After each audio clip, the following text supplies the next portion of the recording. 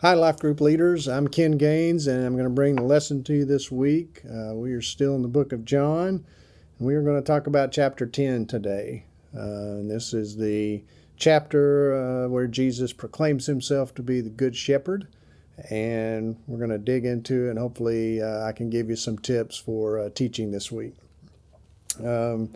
So Jesus starts the section of verse that we're going to start with, which is verse 7 in chapter 10, by telling people he is the gate of the sheepfold.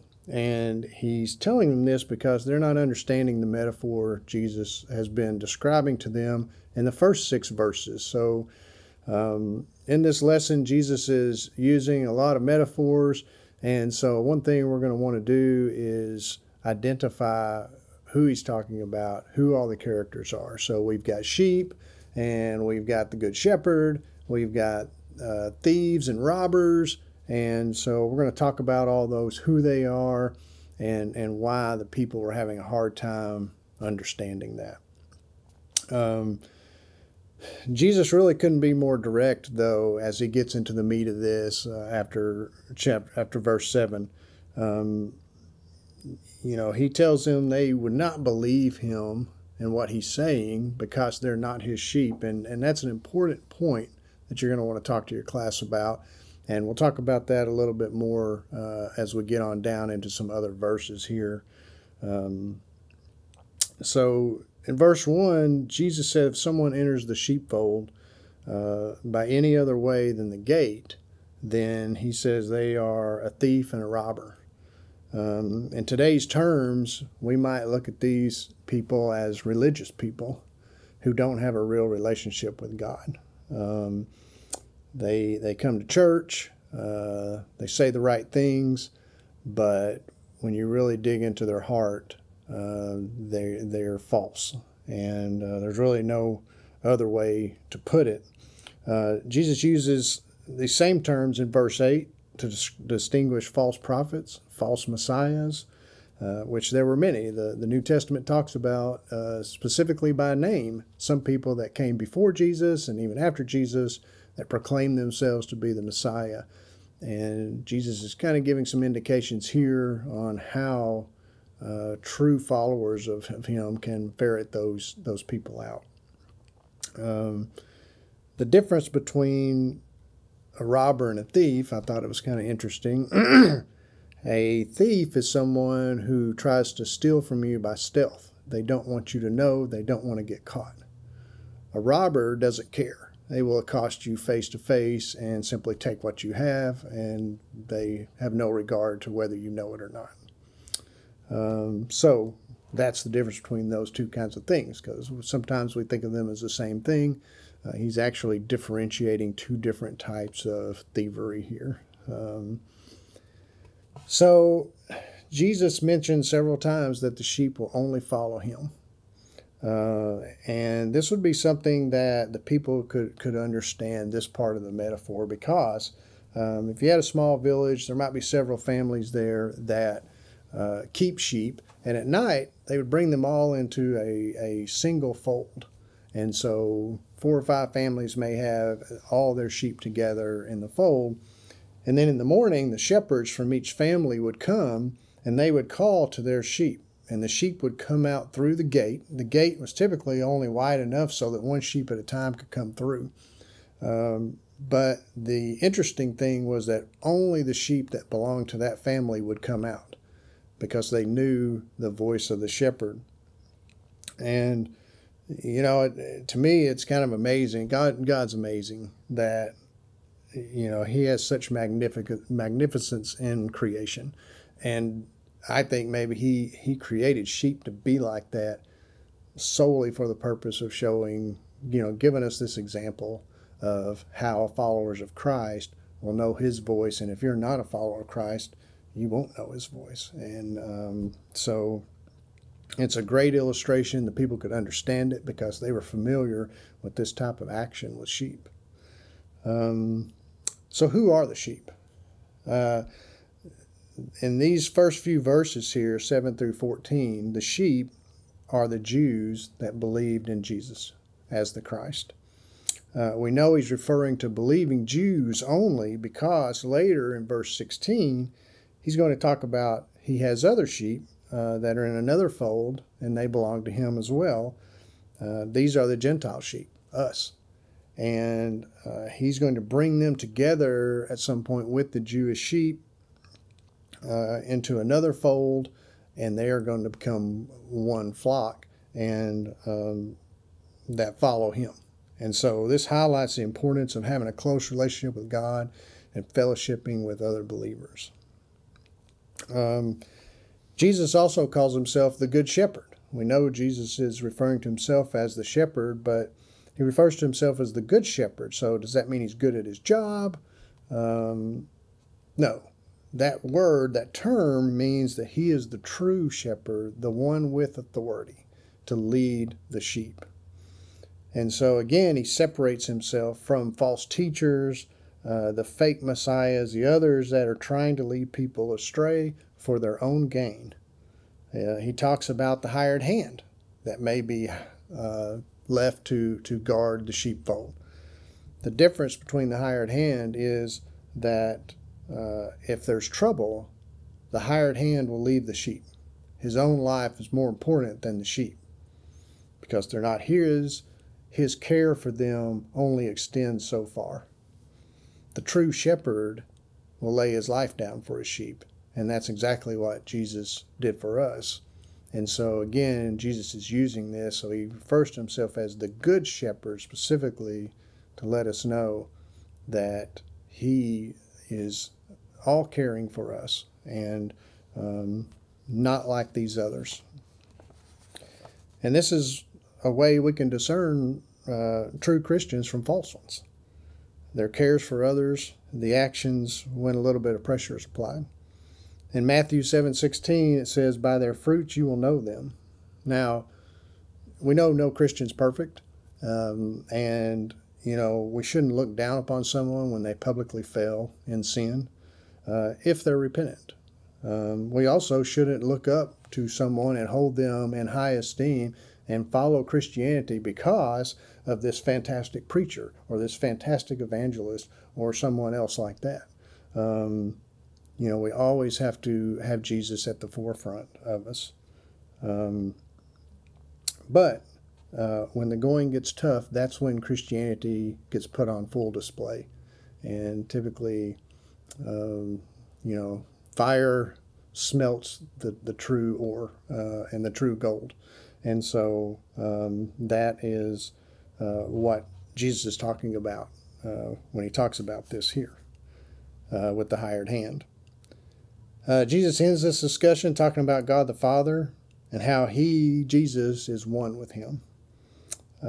He also talks openly of laying down his life for the sheep, the fact that he has authority to take it up again. So it's interesting that Jesus is literally telling them about what's going to happen. And again, we read the Old Testament today, we see the alliterations to his crucifixion and resurrection. Back then, I don't know that it was so clear to them, and especially to unbelievers, which these Jews were. They were so steeped in their religion and the law of the religion that they completely missed all these points. And so Jesus is here telling them, here's what's going to happen, and they're going to see it. But they don't question him about this. They start arguing again amongst themselves, saying that he has a demon. Some of them did. And this is not the first time. We know that Jesus has been accused of this. But then some of the more pragmatic point out, well, someone demon-possessed couldn't heal a blind man, which is what happened in last week's lesson. And they said, so we're unsure. But the reason they're unsure is they're trying to use logic to get to the point where they believe Jesus. That's not going to happen. That's not how it works. God tells us in the Bible that's not how faith works. It is based on faith.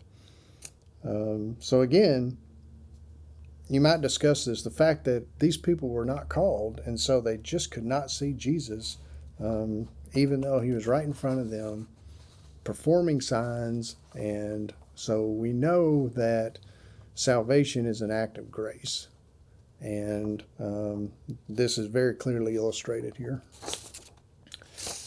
Starting in verse 22, our timeline changes. So the first part of chapter 10 happens soon after the Feast of Tabernacles. So then several weeks pass, and all of a sudden we're in verse 22 because it says, this is the Feast of Dedication.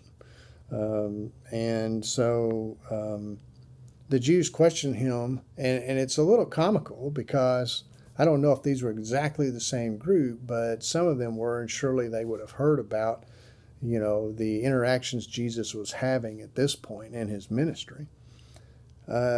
Their question was, if you are the Christ, tell us plainly. And he couldn't have been more plain with them, as I said earlier, and they still don't see. And so again, they're trying to use logic and, all these things. And they're saying, show us a sign. Well, he'll perform a miracle. That's a sign. And they still, well, show us another one. And so, and of course, Jesus knows this. And, Jesus couldn't have been more plain to them. So he answers them both that he's told them both in word and deed. But they don't believe because they are not his sheep. And that, you would have thought that would have been a stinging rebuke to them. I don't know how they took that. And, these last few verses, an interesting thing to talk about maybe in your class is, how did Jesus deliver this message? Because he seems almost non-caring in the way that he said. He just says, you're not my sheep, so you won't know. That's not in standing with Jesus' nature. So it's a little hard to read this and kind of understand what kind of frame that this was relayed to them in. But Jesus said they don't believe because they're not his sheep.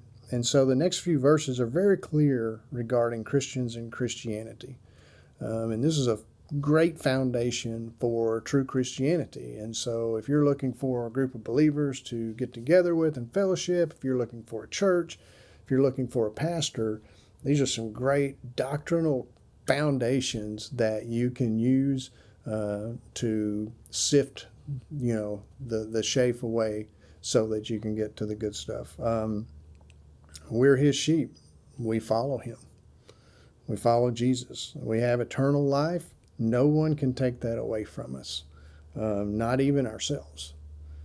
Jesus is pretty clear on this. So this is good foundational doctrine. It's the mark of a true Christian group. So our church should emulate this, and I think it does. It's bad enough that Jesus told them they weren't his sheep, but then to these Jews, so to us, they would represent the unbelieving world. His next comment was the one that upset them the most. He claimed to be one with God. And that was what got them so upset. They wanted to kill him. Jesus said, why? Because I've done these things. And they said, no, because you blaspheme. You blaspheme our God. And we are so dedicated to our God. We're so dedicated to him as a matter of fact that we can't even see you, even though he's talked about you for, a long time, all through the Old Testament. And so that's something we have to be careful about. Jesus tried to reason with them using their own scriptures, their own laws. He points out to them where they're wrong, but they just can't see logic. They can't see logic in that. It's not legitimate. And so Proverbs in several places tells us not to argue with fools. And Jesus escapes out of their hands even though they want to arrest him and they want to continue to debate him on this. So there's a lot of lessons in this story here, in this chapter. The main point I got from this, though, is Jesus is the good and true shepherd. His sheep will know his voice. He will take care of us. That's his promise. And we'll want to follow him. We'll want to do his will because he is going to protect us. He's going to lead us to peace, hope, and joy in life. And, God has a plan laid out for each of our lives. And the closer we follow that plan, the more joy, the more happiness, the more blessings we'll get from just enjoying his peace. And those blessings may be here on earth and it may be here in heaven, but I can promise you, if you're a believer, the closer you follow his plan, the more joy you're going to have in your heart. And that's what Jesus is talking about here. Again, John, his whole reason for writing his gospel is to point to Jesus as the Christ. And so in this chapter, he's talking about Jesus as the shepherd of the flock of believers. And it doesn't matter whether you're a Jewish believer or a Gentile believer. We're all going to be brought into the same flock. And I think that happened when Jesus died and was resurrected. We all came under the same way to salvation. Jesus says, I'm the gate and the shepherd, and no one becomes my sheep, unless they come through the gate. And that's by him. So hopefully that was helpful to you. It's a great lesson. I'm looking forward to the discussion we're going to have in our class, and I hope you guys do the same. Have a good week, and I'll see you Sunday.